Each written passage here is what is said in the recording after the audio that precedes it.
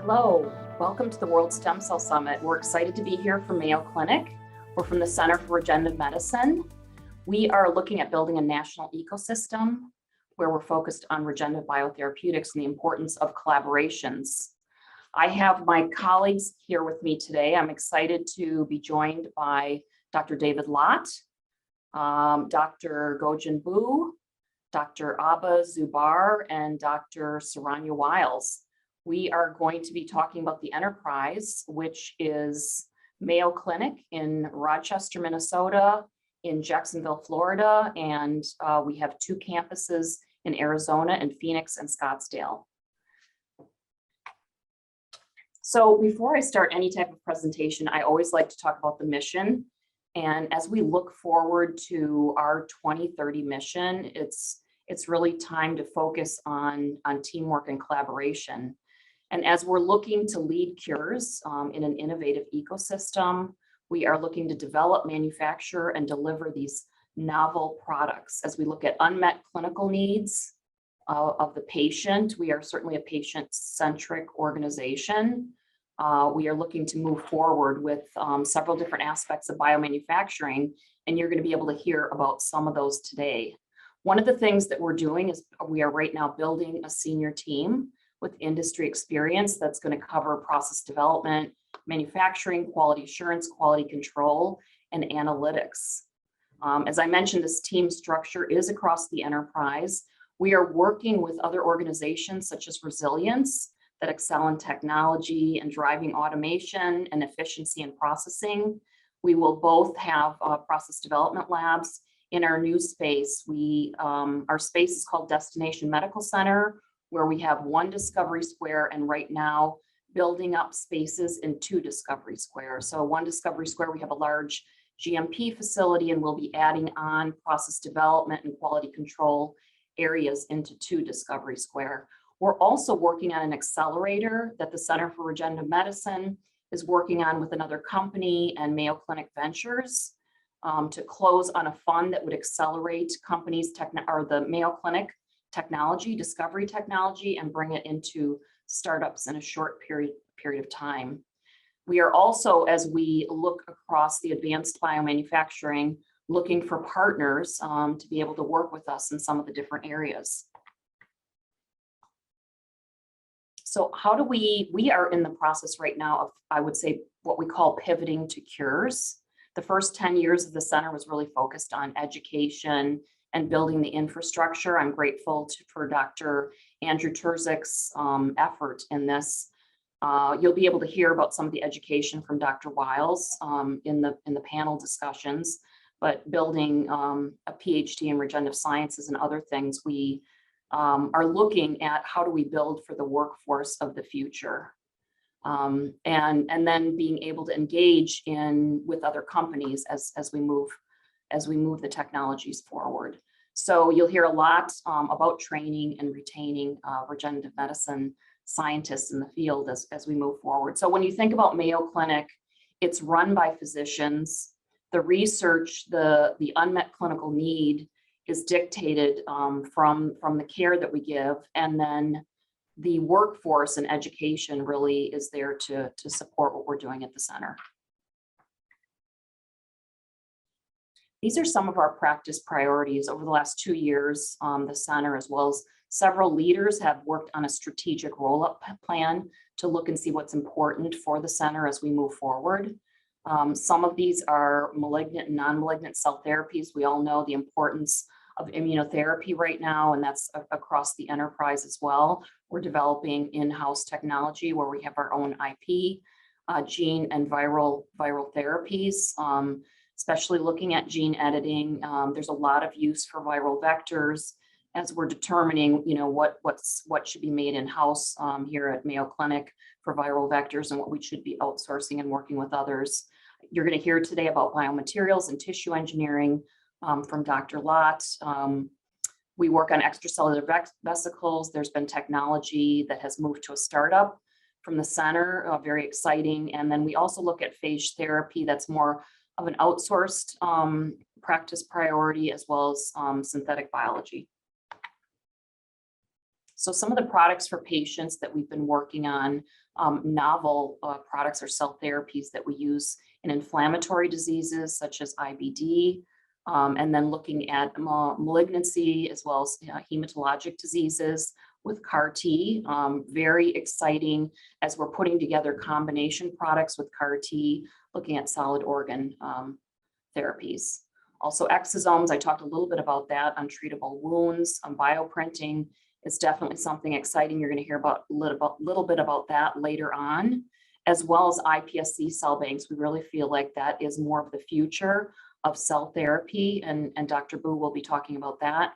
Cell engineering with viral and non-viral methods. As we move into the future, there might be more opportunities for non-viral. And then, just to emphasize the commercial partnerships really and being able to move manufacturing capabilities forward.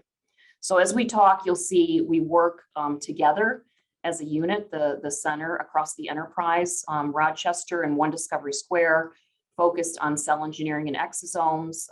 In Two Discovery Square, we're expanding the process development. We have collaborations with National Resilience, which we're excited about to move forward on.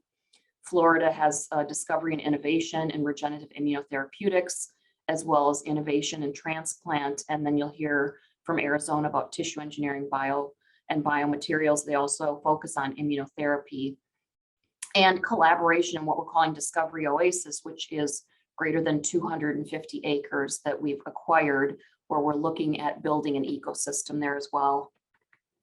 So this just gives you a quick scan of what some of the things that we're doing in the center. But as you look at advanced biomanufacturing, this was our, you could call it report card, if you will, in 2020-21, where we saw about 253 patients that were treated with manufacturing runs. We had 580 clinical trials, and this is all within the Center for Regenerative Medicine. We had 10 INDs or IDEs. We expect 12 more this year, and a lot of partnerships as well, practice advancement. You see how many patients were touched. We have new service lines. And then as you look at the regenerative medicine workforce, which you'll hear a little bit more about, but a lot of learners impacted, faculty engaged, and publications, which we're very proud of. This just gives you a general idea of some of the things that are going on in the center. We're super excited. There's about 100 discovery projects that we have right now that we're doing an assessment of, looking through it for scientific rigor. We look at the technical aspects of clinical translation and the unmet clinical need, and then also to look to prioritize what is the freedom to operate. We want to make sure that the technology can be used not only for the Mayo Clinic patients, but to be able to commercialize it eventually for all patients that need it. So I just want to thank you. We are excited to be here, and I am going to pass this to Dr. Lott. Hello, everyone. Thank you again for coming to listen to this presentation. The things I want to focus today really are giving you an idea of what we're working on the Arizona campus, and specifically in place to enable biopotentiated tissue engineering and how we can facilitate that tissue engineering practice into everyday clinical practice and patient care.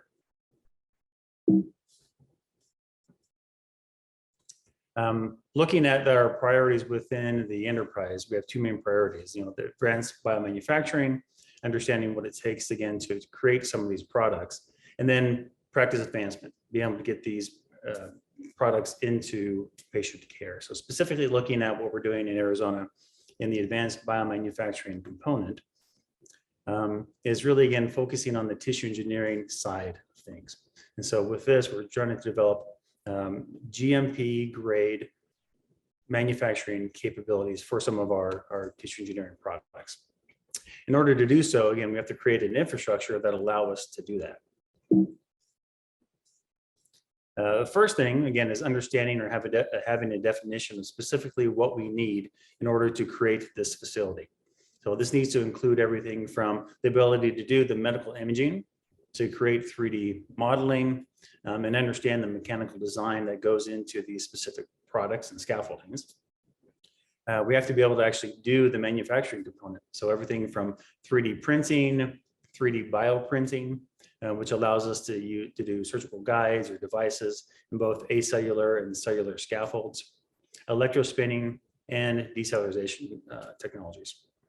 And then lastly, we have to be able to actually evaluate these products to make sure that they actually have the mechanical characteristics that are needed, the functional characteristics, and the ability to actually look at them on a small microscopic scale to ensure that they're sterile, and then the ability to test those in preclinical animal models. So this is kind of really what we focused on to be able to get this facility and this infrastructure in place.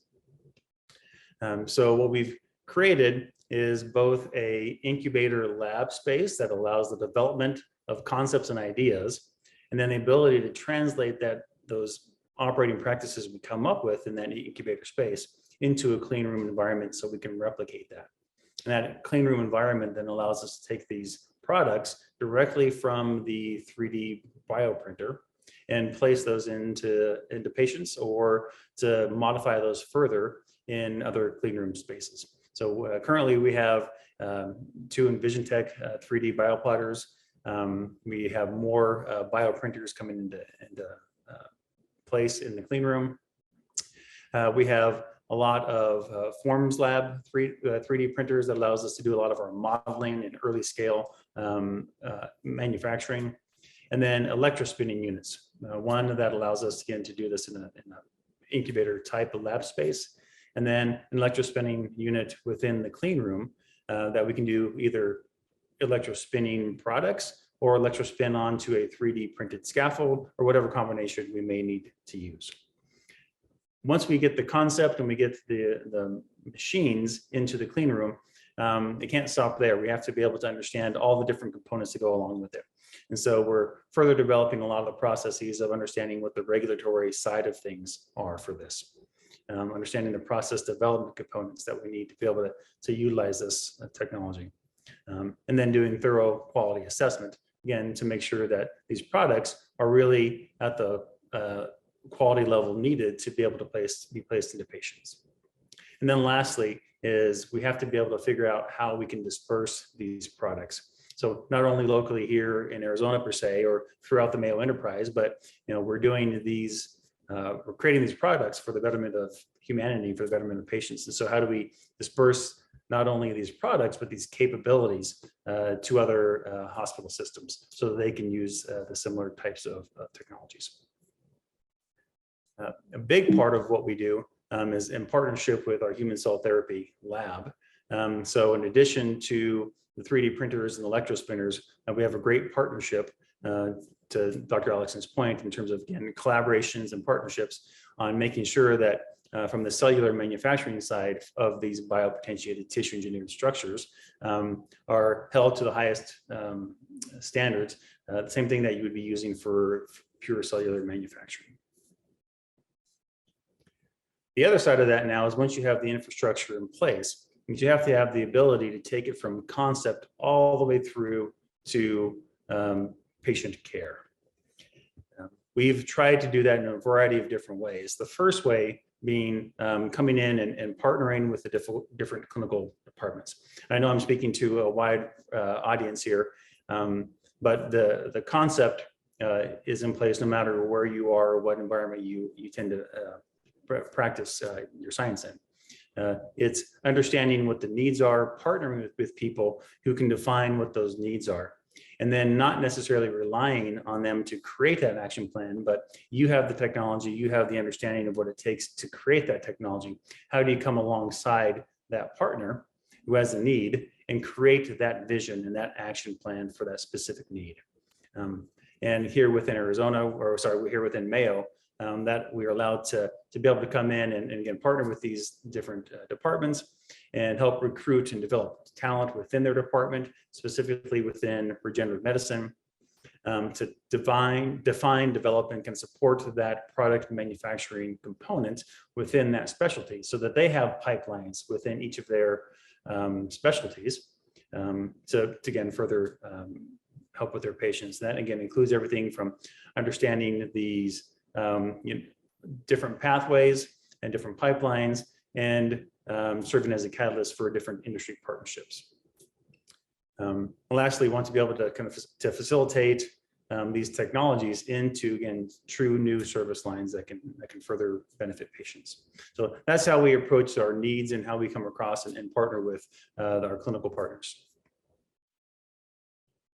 The other part of that is one of the big gaps to facilitating an idea from a concept to application is crossing that bridge of being able to get something from concept into understanding what supports and the discovery needs are, and ultimately in translation.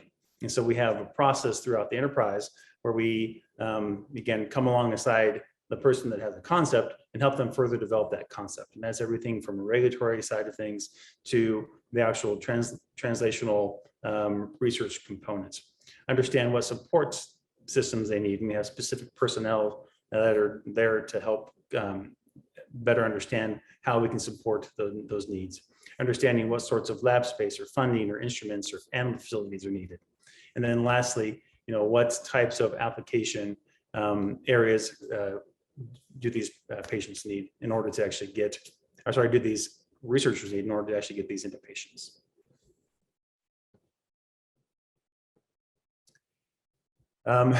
Throughout the enterprise, we are developing clinical facilities that allows us to apply some of these technologies for patient care. And so some of these are application of technologies in the clinic. We're also investigating what it looks like to be able to apply a lot of these technologies in the operating room, and potentially using the operating room as a place for biomanufacturing real time for patients. And then be able to bring these concepts not to specifically one spot, but how do you get it spread throughout these various clinics and the various areas to be able to again further utilize that concept.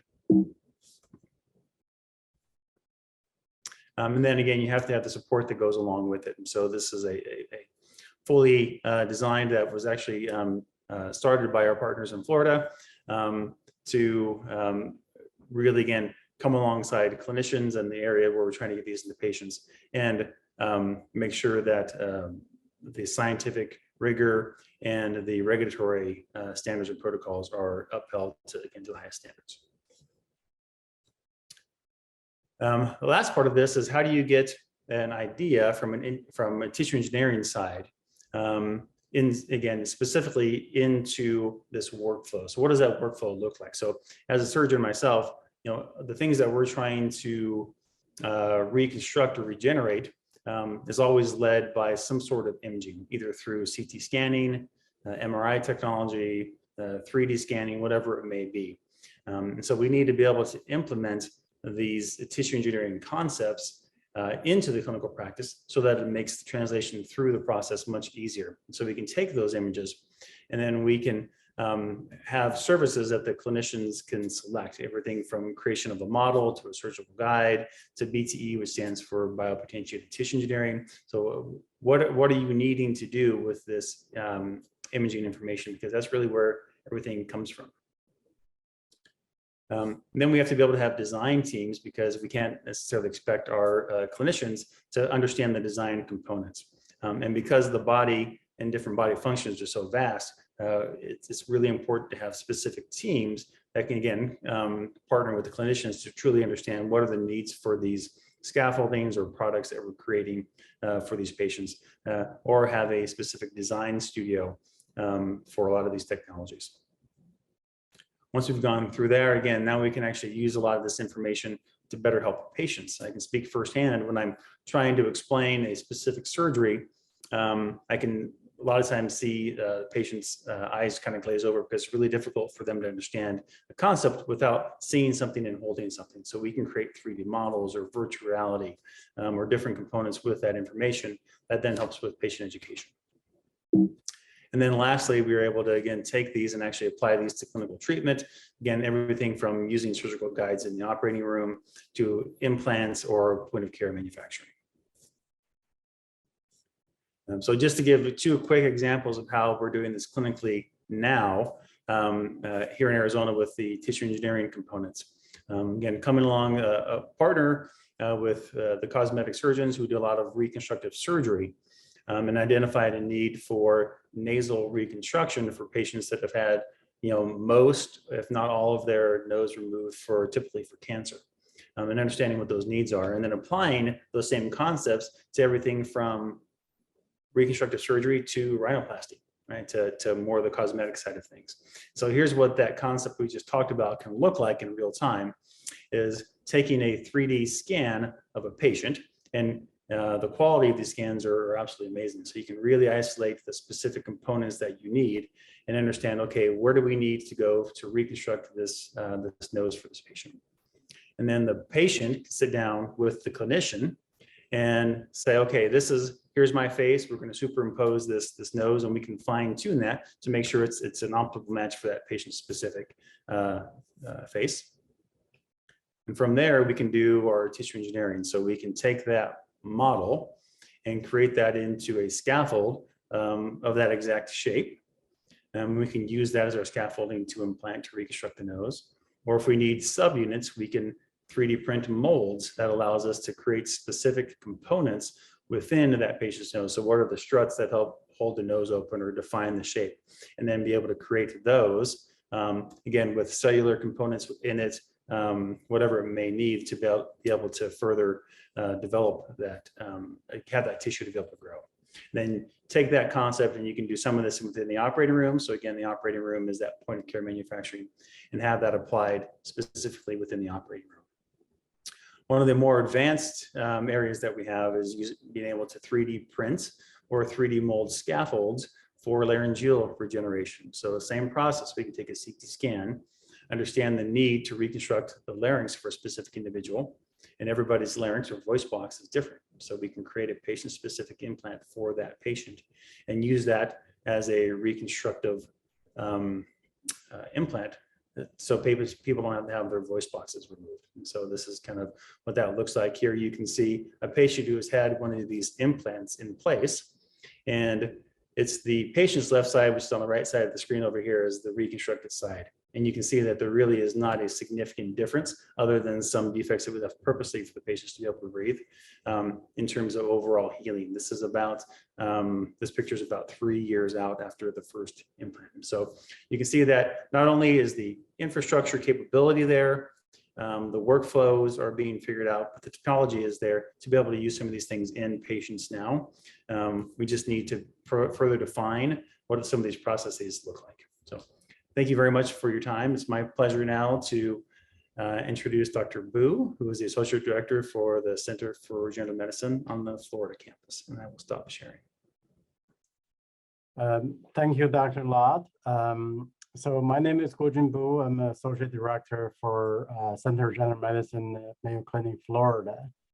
Really continue the theme, want to introduce you on the Florida campus, Center for Regenerative Medicine, what we're doing on our campus. And then I want to highlight the iPSC technology, both in terms of how we use it for discovery and also for potentially clinical application.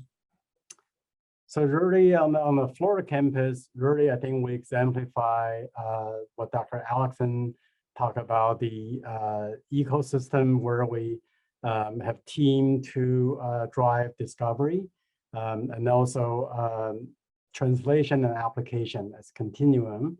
And some of these are executing the infrastructure facility.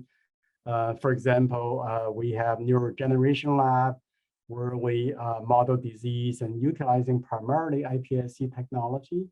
We also have practice advancement lab. This is more for the clinician to come into a laboratory space where they need to perform some preclinical work to enable IND or clinical trial. Then Dr. Zubair was going to talk about the human cell therapy lab, continue the theme about biomanufacturing, what product we make and how do we deliver that to patient. And then you also heard from Dr. Lott that we have regenerative medicine therapy suite. This is point of care where we use typically autologous product to treat patient at a point of service. Want to highlight the neuroregeneration lab. Myself, a neuroscientist, my research is primarily in Alzheimer's disease. So this is an infrastructure facility where we bank patient-derived cells such as skin fibroblasts or PBMC. We will reprogram some of these cells to induce pluripotent stem cell or iPSC. And many of these cell lines are further differentiated to specialized cell types such as neurons and glia and vascular cells. We also provide expertise and technical support to colleagues. So these cells, iPSC lines, they're used for disease modeling, they're used for drug screening and testing, and more importantly, relevant to this discussion for clinical application by manufacturing clinical grade iPSC and iPSC-derived product.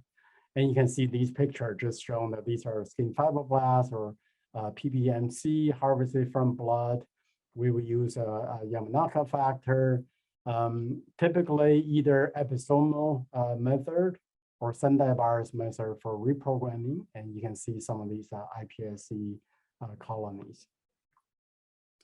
So really one major application of iPSC technology is disease modeling.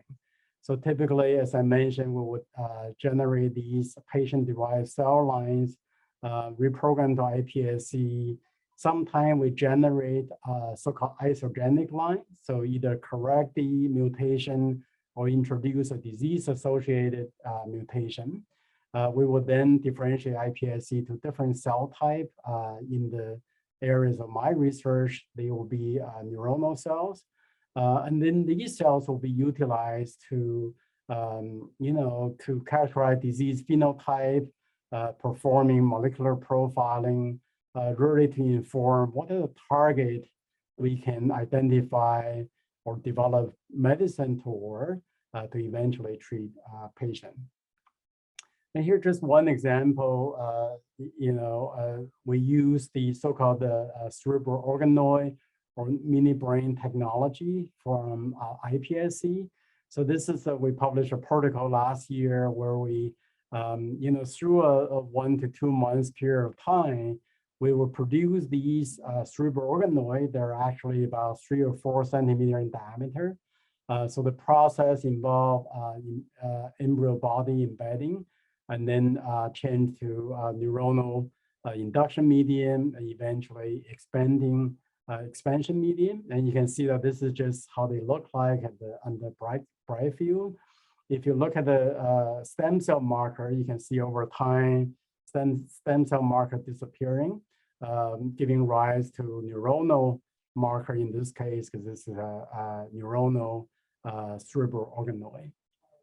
And you can see that if you section these organoids, you have layers of neuron, you have ventricle structure. So much of this really resemble how neuron structure in the brain with the support of some key glial cell types.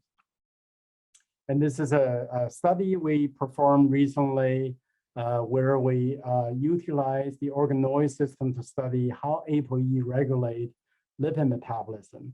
In this case, we generated ApoE knockout isogenic line and use those iPSC line to produce cerebral organoid. And using this organoid, we found that if you delete ApoE, you found the accumulation and aggregation of alpha-synuclein. This is a protein that underlying the pathogenic event leading to dementia with Lewy body or Parkinson's disease. And then also ApoE being a lipid transporter, we found that you see intracellular accumulation of lipid. And this lipid will impair some of the cellular function that exemplify with these organoid system. For clinical application, really the concept is utilizing iPSC derived from patient. And this could be healthy volunteer. This would be generating a generic iPSC line, or some of the investigators developing technology where this can be applied autologously. For example, if a patient has a genetic mutation that causes disease or enhance the risk for disease, this could be gene edited back to the wild type sequence. And then these iPSC cells could be used to differentiate to specialized cell type eventually transplant back to patient. So our plan is to utilize both existing iPSC lines, for example, this so-called Alonso NH line, and also developing our own iPSC line. So for the generic application, we have developed technology to differentiate iPSC to mesenchymal stem cell or mesenchymal stroma cells, as some of us like to call. These cells could be utilized to treat a variety of diseases. Some of them will already have clinical indication, both for safety and some evidence of efficacy. We can also derive extracellular vesicles from MSC or iPSC for treating these conditions. And then also we're developing technology where we can generate more immune compatible iPSC line, for example, by knocking out some of the key HLA locus. We could also develop iPSC lines that match the recipient patient with their HLA genotype. And by doing so, we can utilize these iPSC to derive specialized cell type, and these could be building organs. We could also develop CAR T or CAR NK cells to treat cancer, or in the neuroscience field, neural precursor cells to treat Alzheimer's disease, Parkinson's disease, or TBI. Here's an example where we differentiate iPSC MSCs, and you can see that we validated the potency of these cells to differentiate three different cell types. Here's some of the key markers for MSCs. We also show functionally that these iPSC MSC have the immune modulatory activity comparable to a bone marrow derived or adipose tissue derived. And we're developing SOPs where we, both developing the biomanufacturing plan for generating the master cell bank for iPSC and also iPSC MSC. And there are a lot of quality control steps built into this. And also eventually we also want to make a working cell bank, and this will, once past the quality control, enable us to perform different clinical trials. And some of these sort of benchmark for quality control are listed in here. In the iPSC field, for clinical application, there are a lot of challenges and obstacles. I'm sure some of the colleagues in the call will appreciate these. For example, how do we establish the large-scale biomanufacturing platform? So iPSC are adherent cells. They behave differently from some of the other cell types. And this could also include the iPSC MSCs. How do we overcome the heterogeneity of iPSC-derived therapeutic products?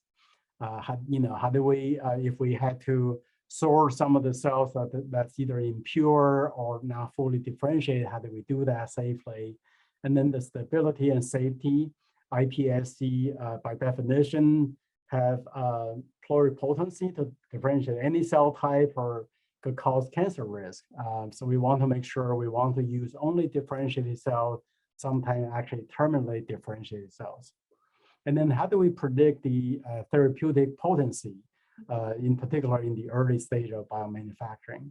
And this last point is very important, that some of the technology are owned by specific individuals or institution. How do we collaborate to ensure that we all have certain level of freedom to operate either through collaboration or through licensing?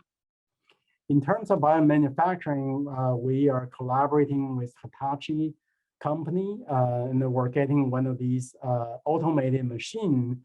This is an all-enclosed system where we can manufacturing iPSC in these trays of cell culture, where the growth of these cells can be individually monitored over a period of time using disposable the tubing and the trays.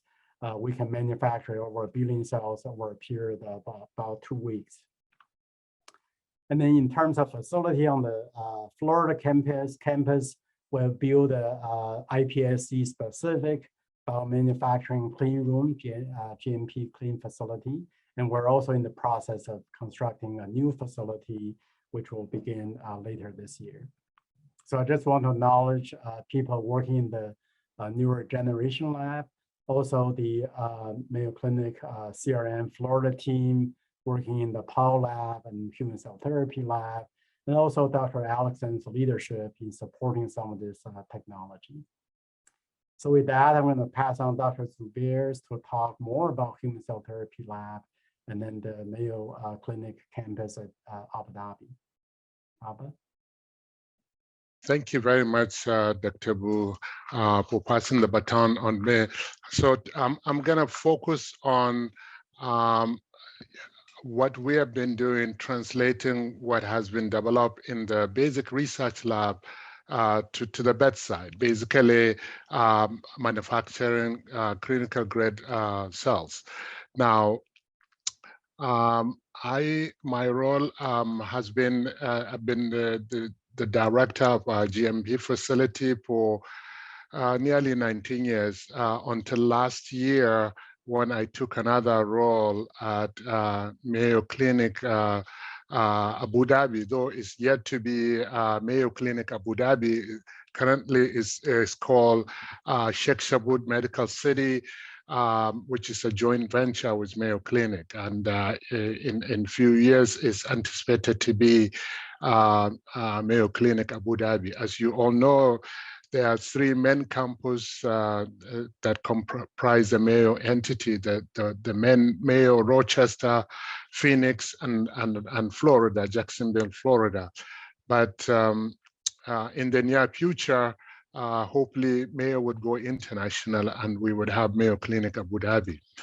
Already Mayo Clinic, this joint venture with Sheikh Shabood Medical City had already created the largest hospital in UAE with 732 beds capacity and 162 outpatient rooms and 18 OR, almost 3,000 employees and 21 medical specialties. This vision of creating Mayo Clinic Abu Dhabi was envisioned through the Abu Dhabi Economic Vision 2030 to elevate healthcare service in the Emirate. And so as a result of that, SSMC and SAHA, which is the entity that govern all public hospital in Emirate of Abu Dhabi, form a partnership with Mayo Clinic in November 2019 to start this medical city. It's already a world-class entity, and it really reinforced the vision of Abu Dhabi being a global healthcare hub. And already SSMC has been made regional center of excellence in orthopedic, vascular surgery, pediatrics, women's health, rheumatology, and we are currently in the process of developing bone marrow transplant program. And so as my role as Dean of Education, 30% of my effort also goes towards establishing cell therapy in the SSMC Abu Dhabi. Well, so that's the brief introduction of where I spent more than half of my time trying to expand Mayo Clinic outreach around the world. Now, coming back to the focus of this presentation, which is really developing clinical grade cells for human application, basically taking the basic science that is developed in the lab and taking it to the patient. Already Dr. Bu has done an excellent introduction towards this process. But when you're talking about cells, really you start with bioreactors, because that's the medium where you expand the cells. And you either go by manual traditional flask, two-dimensional methods of expanding cells, or you go through automated process which can be 2-dimensional, 3-dimensional, somewhere in between. In our lab, we establish the use of quantum bioreactor, which involves the use of this hollow fiber and is excellent product that you can expand adherent cells as well as non-adherent cells, even though our focus has been expanding adherent cells. Now, to be fair, this is not the only good bioreactor, automated bioreactor out there. Already, Dr. Bu mentioned the Hitachi system. There is the Wave by GE, and there is the PAL system. All of them have a different level of capacity, and they have their pros and cons. And I encourage anybody embarking on expanding clinical grade cells to do a thorough search and identify reactors that would meet their need. Now, there are differences when you grow cells using tissue culture flask or automated bioreactor that especially uses a 3D. Therefore, you need to be very mindful of how you generate your product. And if all your basic science really is based on a 2-dimensional tissue culture flask, you have to reestablish your methodology using the automated system or the 3D system, and ensure that the product is equivalent in terms of potency and the efficacy of the product in at least in vivo model. Now, when it comes to generating clinical grade products, especially cellular products, obviously, we are not engineering the cells right from the scratch, from amino acid. Usually they come from a human. So a healthy donor, or it can be autologous, meaning from the patient.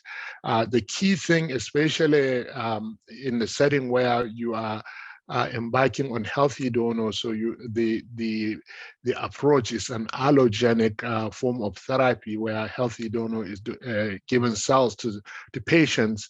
The importance is to do a comprehensive donor evaluation that not only just look at viral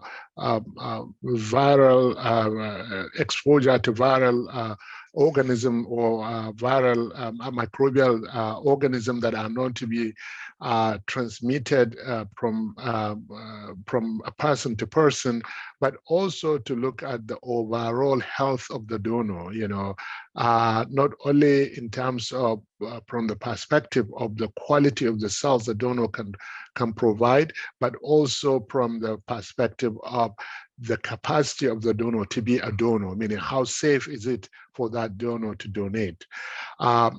In our own setting, we have 2 sources of tissue that we generate ourselves. There is the fat, lipoaspirate. Everybody has plenty of that, so we have no shortage of donors.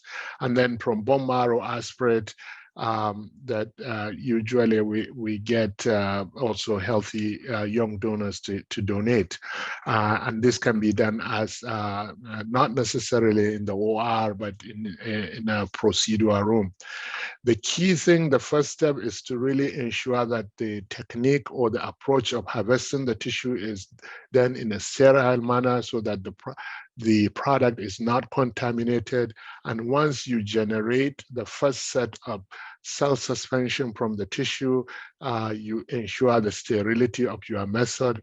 And then like in our own case, we use automated system because it works well for us and is good for scaling up, is to expand the cells.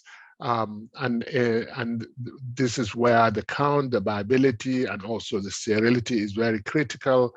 And then you go additional rounds of passage to generate master cell bank. And there are key quality assurance tests that are needed to establish that. So from count, mycoplasma testing, endotoxin, and then you need to establish the identity of the product. Usually it's done by flow cytometry, but other means of establishing identity needs to be employed, if not like Western blot or ELISA. and ensure the safety, just like what Dr. Bu mentioned.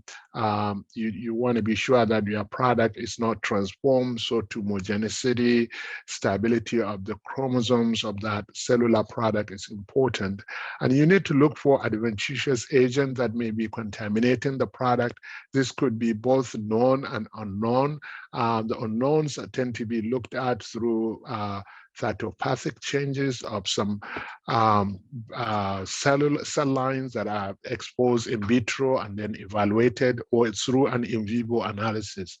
And then finally, you generate the final products, and also there are a set of testing that is needed. The key to that is after all the testing, you want to be sure that the product is potent. And once you have that, you go through the IND process and then get approval.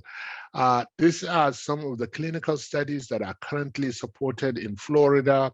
Like I mentioned, there are 2 platforms. The kind of products we generate is allogenic bone marrow derived mesenchymal stromal cells or stem cell, depending on how you call it. And these are some of the indications that are we have therapies going on, the departments and the status of the studies. We also have a number of protocols that focus on allogenic adipose-derived mesenchymal stem cell, and these are also the indications and where we are with each of the studies. Now, obviously, mesenchymal stromal cells or mesenchymal stem cell has been around for quite some time. The results in clinical trials shows to be very variable. In some, there is no efficacy, while in some, it looks promising. In a nutshell, it just tells us that there is need to enhance the potency of these cells through engineering the cells to overexpress some transgene. In this setting, I'm using an example of one of our transgene that we use in the IL-10, which we overexpress in MSCs.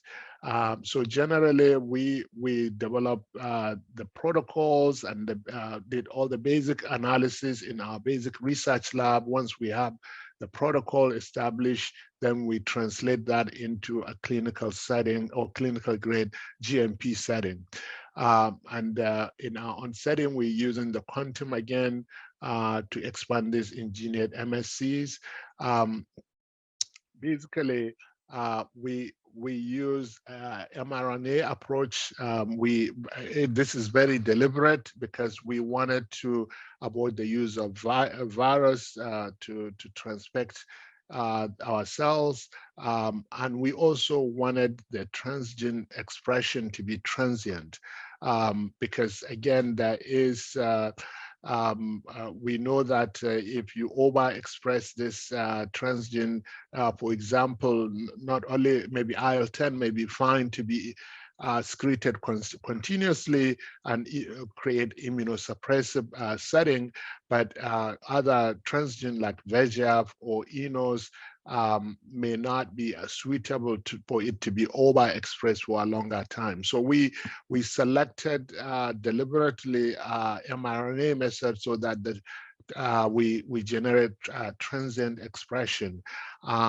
We have seen overexpression from 4 to 1 week. But by the end of 1 week, the expression significantly decreased, and over time it goes back to the baseline.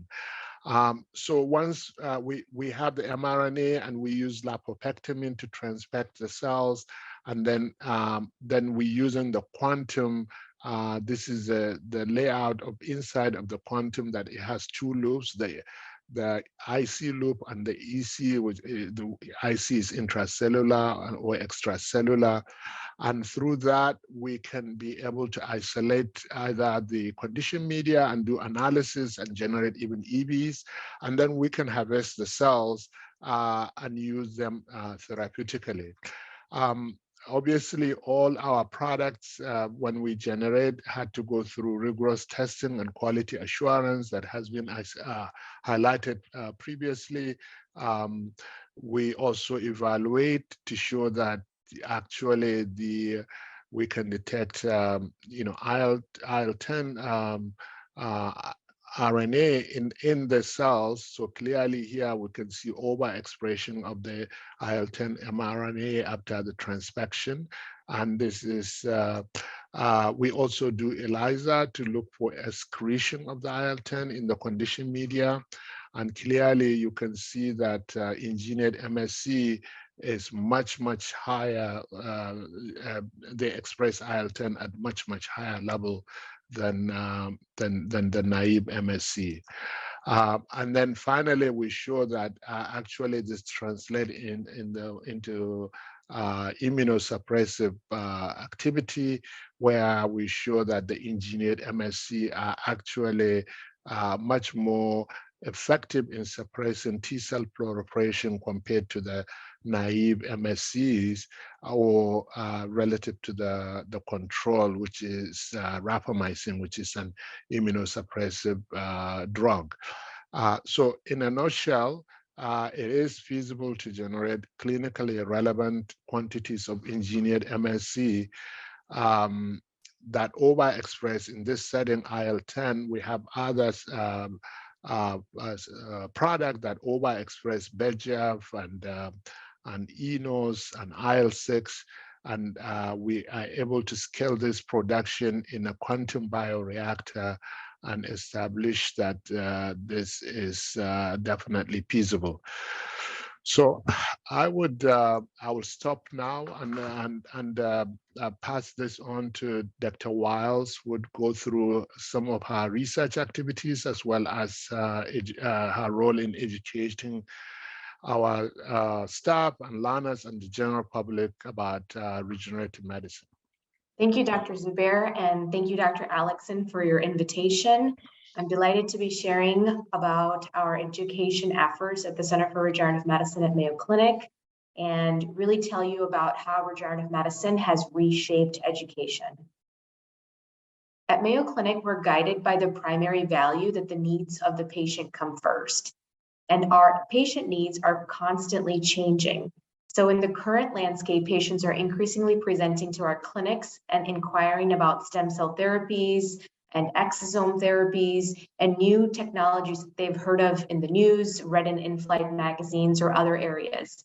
So how do we address in these change and the tide that's coming through with these different inquiries? And that's what I'm here to tell you about today. So we noticed early on about this gap in education that was propelling.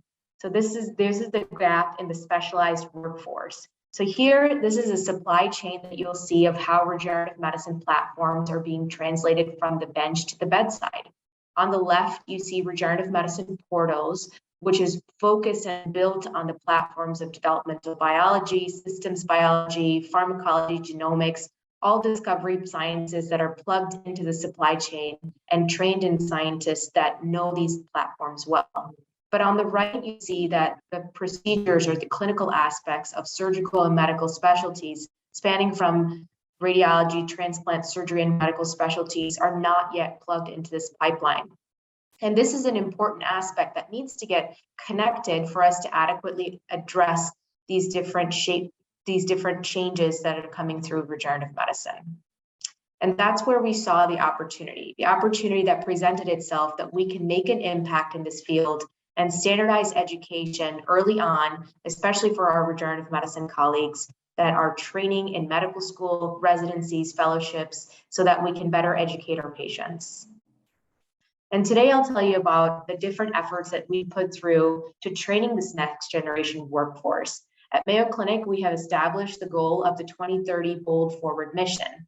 And as part of this goal, we have expanded our proficiency in how we aim to address these different qualities for the next generation workforce. And as part of this 2030 strategic plan, we have Cure, Connect, and Transform. So these are different tools of how we can embrace these forces of change that are coming about around us.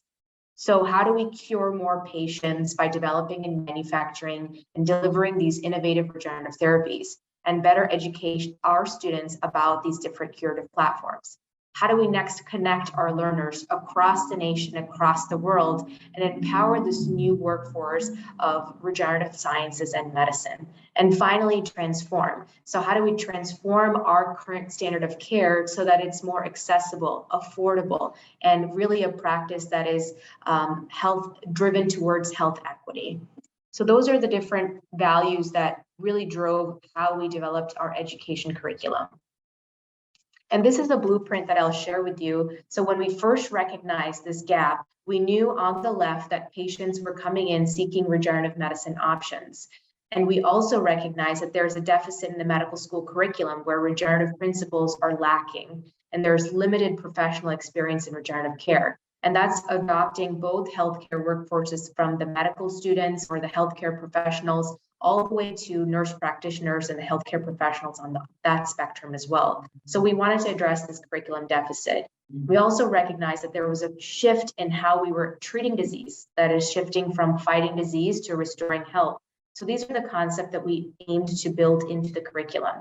So we built this new portal of knowledge that went from preclinical discovery, clinical translation, and practice application. So in the clinical discovery phase, this is where we talked about the toolkit. So what exactly is regenerative medicine and what are the tools that are available for physicians and healthcare providers? So these can span from stem cell therapies, as you heard about from my colleagues earlier on, acellular products or exosomes are newly coming onto the market, and different biomaterials that combine these different modes of actions. And we also talked about how do you deliver this care? So whether it's invasive, minimally invasive, guided, or new on the market is also topical. And then disease models, so looking at different organoid models, as we heard about earlier, to establish feasibility, safety, and efficacy before taking it to the next steps of clinical translation. In the clinical translation realm, we also talk about product development, FDA guidelines that span from quality assurance, quality control, how do you manufacture clinical grade quality approved product manufacturing, and then take it to the different phases of trial, phase 1 to 4. And under root of all of these different translational principles is the bioethics. So as we talk about these different stem cell entities and getting these individualized treatments to patients, how do we make sure that our providers are also rooted in good values? And then finally, practice application. So this is going on into the market and into now scalable trials and accessibility for patients. How do we engage early adopters, make sure that this care is accessible and affordable to all patients as well? So those are the real fundamentals that all of our educational platforms and what we've developed were guided underneath. And then finally, proficiency. So proficiency is how do we now challenge our trainees to be able to deliver this care and make sure that they're proficient in this care? What are they needing to know for their informed practice and in different areas, how they can engage in specialty engagement, research engagement, and educational outreach? So these are the metrics that we've targeted and followed along in our trainees. And I would like to highlight the Center for Regenerative Medicine's education vision, which is that we are focused to be a globally recognized leader that is advancing regenerative medicine and science education. We have done this through various different schools. So starting at the Allickson School of Medicine or medical schools, we've introduced 2 different curriculum courses. So these are fundamentals of regenerative science selective, where students can take this as a first-year medical student. We also offer an advanced regenerative medicine and surgery selective. Now, this is going to be as a 4th-year medical student when students are traditionally subspecialized or have decided into their specialty of choice. So they learn their fundamentals in the first year, carry that through different grand rounds and different lectures throughout medical school, and finally return to regenerative medicine concepts as a 4th year when they're subspecialized and learn more specialty-focused practices. We also created an interest group that students can engage within each other, but also outreach programs, which were stopped during COVID, but now are starting to be reinitiated, where we go to schools and share different content for the local high school and middle school students to be able to engage that pipeline at an earlier stage. And newly, we've launched a regenerative medicine master's program that students can now engage and take a gap year working in a research lab and learning more about these fundamental principles. So those are all at the level of the medical school. Now at the level of the graduate school with the Ph.D. students, we do offer a lot more rigorous PhD curriculum. We also offer summer undergraduate research programs as well as prep research programs for earlier colleagues and earlier trainees. We have an NIH-funded partnership with the Alliance for Regenerative Rehabilitation Training. So that's the AR3T program, and they are trainees in musculoskeletal physiology. So we attract different fellows of this group to come in and participate in our courses as well. And we also have a dedicated fellowship, the Cell Therapy Fellowship. So this is with the Transfusion Medicine department here, and they have a wonderful fellowship in talking about these different practices of regulatory, quality assurance, quality control, so that we can better biomanufacture these products and teach our scientists and medical trainees on how to do that before delivering that patient care. And we also, for providers that are actively engaging in practice, have a podcast so they can tune in and listen to specialists talk about how they are engaging. And this could be on their commute to work or anytime. So through these different platforms, we really wanted to engage a variety of learners so that we can try to be better to educate our patients at the end of the day. A few of our education metrics have included the School of Medicine, where we offer these different courses. We have now actually entering our 10 years of teaching this course and have engaged nearly 200 learners, have many faculty that have returned, including those that are on the call today. We're very grateful for our faculty engagement that continues to be a key component of why and how we can deliver this education to our trainees every year. We also have the graduate school, which is including the residency program and the fellowship, as I mentioned, and then the PhD programs as well. So a lot of different ways, and this is again to highlight that you have to engage multiple different learners from all different stages in order to be able to better deliver this care. And I just want to turn your attention now. We have published about all of our regenerative education work in multiple resources, and we are happy to share that with you. And here's again that portal of knowledge that we built. So really rooting your curriculum in that discovery, translation, application, and making sure these core principles are highlighted as you bring in this new curriculum into your practice. These are some of our metrics. So as we did our course over the last 10 years, we collected data on students pre and post course, and you could see these different learning objectives that were evaluated. So you can see the Likert scale of 1 or 2, which is shown more in the red and maroon, were greater before course, and that being increased to the blue zones or higher learning experience after the course. This is just to validate that we're able to capture our learners and able to engage them in these principles and be able to see how are they learning through these different technologies and courses that we're sharing with them.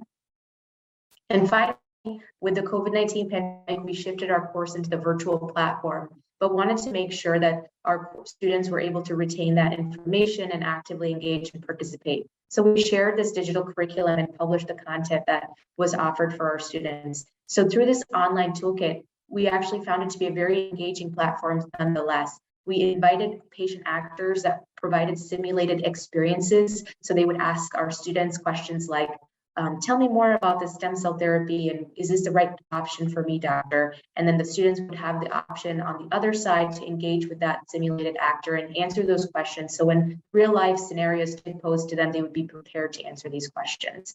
And despite the virtual platform, our students recommended this course to other trainees at 100%, and then 88% of them noted that this course impacted in how they would envision practicing medicine. So now at our 10-year mark, this number of trainees that we've actually trained is nearing the 400 mark. We have 4 publications that we published related to our regenerative medicine work, and we've really been able to connect both at the national and international levels through this curriculum. So these are the metrics or the different curriculum manuscripts that have been published, and we would invite you to engage in this content and learn more about our experience. I'd like to thank a huge number of people that have helped out in this effort, including a lot of the faculty members here who continue to teach our students. I'd also like to thank our leadership, Dr. Allickson, and a lot of the Center for Regenerative Medicine Health workforce team and education team. We've also been funded by the Regenerative Medicine Minnesota grant, who supported a lot of our initiatives. So thank you, and happy to take questions. Thank you, Dr. Wyles. It's always exciting to see how far we've progressed in the education, and especially right now with the workforce the way it is and not having enough staff and educated people to be able to perform what we need to do for the patient. So super exciting. Do you think you could talk just a little bit about how can someone collaborate with Mayo Clinic and the Center for Regenerative Medicine? I think that the center is fairly advanced with the Ph.D. program. There's not a lot. I'm sure that there are some other programs out there, but are there opportunities for others if they wanted to collaborate with Mayo Clinic on that? Absolutely. We offer these courses open registration for all interested trainees from around the country and the world. So we've had students participate from Spain, from England, from California to New York. So in that light, I would invite anybody that's interested to send us an email. We'll be happy to connect you, and you can take part in the course and register and be part of the course so you can see how we deliver this curriculum. And we're happy to sit down with you in curriculum design, whether it's at the medical student level, resident fellow level, or any trainee, and how we can build this curriculum together. Because our goal is to make sure that everybody's trained regardless of where they're from. So we'd be happy to work with you on that effort. Thank you so much. Dr. Lott, can you talk a little bit about, are there any 3D printed structures that have been used in clinic? And then if you could talk about, as 3D bioprinting moves forward or combination products, do you see that moving forward with a production in a manufacturing clean room and then moving that product into the OR, or do you see that being produced in a surgical suite? Yeah, thank you. Those are both great questions. Right now, to my awareness, there aren't any specific bioprinted scaffolds that are directly printed and placed into patients at this moment. The examples that I showed were both scaffolds, basically, that were already FDA approved, that were molded using a 3D printer, the same bioprinters, the same everything to be able to create there.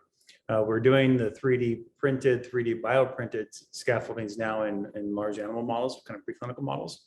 But against my awareness, I'm not sure of anybody that has anything through the FDA that's into patients. With regards to the second question, I think the answer is both. And I think what we're trying to figure out is, okay, well, we understand that part of the benefit and the problem with patient-specific 3D bioprinting is that it's an N of 1 in terms of manufacturing. And so that's really hard to upscale a lot of places, but really the important part is the infrastructure. And I think over time, as we develop these and investigate these different technologies, we'll have a much better idea. Okay, here's quicker, higher volume types of things that we can do in the operating room where it makes sense to do them in the operating room, and it's not taking hours, because you don't want to be hours in the operating room at the prices it costs to be in an operating room. So we want something quick, but also patient specific. The more complex things, I guess what I envision is how we have things set up where we have a manufacturing component in a clean room, and then essentially a lab adjacent space within an operating room that allows us then to either further modify this scaffold that we've 3D printed in the clean room, still maintaining sterility and still maintaining all the regulatory components to it. So that's how I see things, I think, ironing out over the course of time. Thank you. I appreciate that. Dr. Bu, can you talk a little bit about, you talked about being able to develop iPSCs with different methods. And then you also talked about using different cells to produce the iPSCs. Can you talk about how you determine, or what you think is important moving forward? How would you determine the development or the reprogramming pathway of the iPSCs, as well as looking at what cells you might start with? Right, very good question. So I think most of us in the field prefer fibroblasts because they're very easy to culture, you can easy to expand. If you had to share with colleagues, they're very easy to share as well. But more recently, I think the field had sort of started moving to utilizing PBMC. colleague from Japan and others have sort of made that transition. There is one hypothesis, and I think there's some scientific evidence that somatic mutation might be much less in blood cells versus the skin cells. So think about UV damages and so on. So less genetic mutation would probably a good thing in terms of thinking about eventually iPSC to treat patients.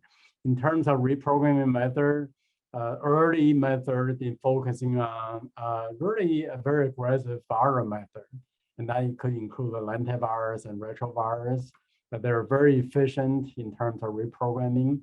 But those viruses actually integrate to genome. So you could think about that disrupting an important gene that can cause issues. So more recent method, in particular, when we think about translation of clinical application, we use non-integrating method. So I talk about the plasmid method, also known as episomal method. Sunday virus and some of the other viruses are non-integrating virus, very widely used in the field. And so I think for clinical application, obviously we all have to navigate this freedom to operate issue, but we are really probably going to rely on the episomal and the or the Sunday virus method. I think that one of the biggest challenges is still biomanufacturing. We do not have a whole lot of experience as a field, in particular in North America. I think we're setting that up at Mayo Clinic with designated iPSC biomanufacturing room, so that allow us to move from the process development space to the clean GMP space, and to see how well that translates when we evaluate the product and do our quality controls. So this is, overall, it's very exciting, and we're learning this same time with some of the colleagues, hopefully on the call and listening to us. Thank you. Dr. Zubair, I'm so excited about seeing the future of Mayo Clinic Abu Dhabi. Do you think that in the future they would be looking at regenerative therapies there? And then also, if you could just talk a little bit about, you talked about all the products in your laboratory, which is extremely impressive. But then, you have one of the important components is really potency, as we see some of the other therapies that tried to move to licensure with FDA and had issues with potency. And I'm wondering if you can comment on that a little bit as you move forward with your products to clinic. Absolutely. Well, it's exciting to be in Abu Dhabi. UAE is a mecca of the tallest building, the first, the biggest everything. So just like their mindset is they want to establish one of the best medical center in the world, and they wanted it tomorrow, meaning right away. The discussion already is in the pipeline whether what is needed to start up a regenerative medicine program. So it was decided to first establish a bone marrow transplant program. We have a GMP facility, a small GMP facility now, just about to be completed. And then the idea is use that as a platform to even build a bigger facility. The people, the physicians, and the cases are abundant. The doctors there are excited, they're up to date, and they want to bring these novel technologies so that they can treat their patient every day. So I can tell you in the next 2-3 years, it would be really interesting because with Mayo support, and I think specifically with Center of Regenerative Medicine collaboration, I can foresee having another Center of Excellence in Regenerative Medicine in Abu Dhabi. Now, coming back to Florida and what we have developed, and we have quite a number of service line or number of products. I did mention about the allogenic. We, right from the get-go, we decided on allogenic approach because, again, is much more practical. The cells are there ready, and when the doctor comes, the cells, they are there. I have been asked in my practice, people say, I have a patient on the table in the OR, I can take some fat from the patient. Can you send me some MSC in the next hour? You know, people think it's something that you can do right away. So we felt the allogenic approach is great. But the potency, as you highlighted and I mentioned in my presentation, is so-so, meaning it's not, it is promising. Clearly in certain applications, especially maybe orthopedic, there is a lot more utility of mesenchymal stem cell or stromal cells. But clearly there is need to enhance the potency. So we clearly know you don't want to overexpress a gene in perpetuity. Definitely, even in the setting of immunosuppression, that may not be ideal. So we look for options where you can express this transgene in a short-term point. So we have a engineered MSC that overexpress VEGF, and we've shown that is actually functional, and the overexpression is limited. So obviously, if you want to induce angiogenesis, you don't want it to, be you just have new vessels in one place forever. So you just want to facilitate regeneration for a period, and that's it. And we have enos, as you know, nitric oxide play a role in a lot of human physiology. I mean, you can name any physiological function, nitric oxide play a role in that. So we have a product for that. So all of these are there, and we're looking for partners to take it to the clinic. So we are open to discuss anybody interested in those service lines so that we can take it to patients. Very exciting, thank you. So last question for everybody. I want to know what you're excited about in the field, and maybe if you just tell me in one sentence, what gets you excited about regenerative medicine? Dr. Lott? Yeah, maybe I can even narrow it down to one word: possibility. I think that's the most exciting thing about regenerative medicine, is the sky is still the limit. And all those things you can think of are at this point still feasible. That's true, thank you. Dr. Wyles? Yeah, I would agree with Dr. Lott in the magic with regenerative medicine, but I'm also excited to see what our trainees are going to do to change this field. Awesome. Dr. Bu? Totally agree. I'll say unlimited potential. And I think in my field of neurodegenerative diseases, someday I'm imagining transplantation of neuron to take care of these diseases. Thank you. Dr. Zubair? Yeah, for me, it's that word, forever young. I look forward to when we can be able to repair and regenerate and remain young forever, So aging in style, no creaking joints or pains or anything. So that's really the excitement for me. Okay, I'm with you. Thank you so much. Thank you for joining us. We're very excited and open to collaborations here at Mayo Clinic, across the enterprise and across the pond. So thank you so much. Thank you. Thank you, everyone.